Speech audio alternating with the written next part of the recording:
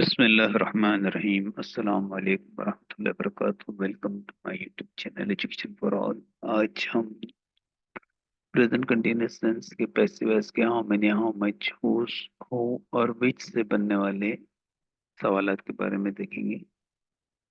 تو سب سے پہلے کس کے ذریعے خط لکھا جا رہا ہے؟ By whom is a letter being written. ہم نے اس کے پہلے آپ کو بتایا تھا کہ سارے جو وربل کویشچن ہوتے ہیں ان کا کہ کچھ انٹروگیٹو پروناؤن لگانے سے فوراً سوالات بنتے ہیں، صرف ورڈ سے ہم سوال بناتے ہیں تو جو جواب کا پارٹ ہوتا ہے وہ نہیں لکھتے ہیں۔ اب ایکٹیو وائس کا ایک جملہ ہو از رائٹنگ اے لیٹر، تو اس کا passive voice by whom the letter being written اس طرح سے بنتا ہے، یعنی کس کے ذریعے خط لکھا جا رہا ہے۔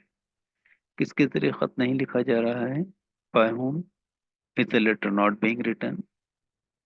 اور کتنے خط لکھے جا رہے ہیں؟ اب دیکھیں کتنے خط، تو ہاؤ مینی، تو ہاؤ مینی کے ساتھ میں پھر لیٹرز فوراً استعمال کریں گے، how many letters are being written.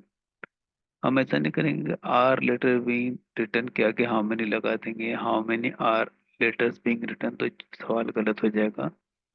How many کے ساتھ میں ہم کو لیٹرز لگانا ہے اور پھر سوال ہمارا بنے گا how many letters are being written.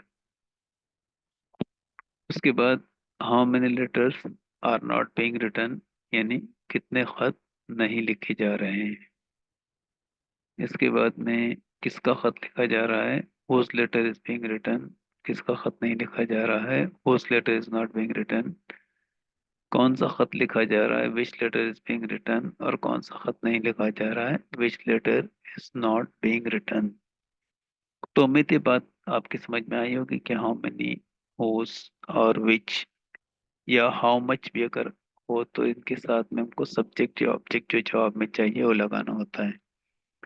امید ہے یہ ویڈیو آپ کے لیے بہت کارآمد ہوگا۔ ویڈیو دیکھنے کے لیے بہت بہت شکریہ۔ بہت جلد اگلی ویڈیو کے ساتھ میں آپ کی خدمت میں حاضر ہوں گے۔ لائک کرنے، کمنٹ کرنے، سبسکرائب کرنے اور شیئر کرنے کی درخواست کے ساتھ آپ سے رخصت چاہتے ہیں۔ اللہ حافظ۔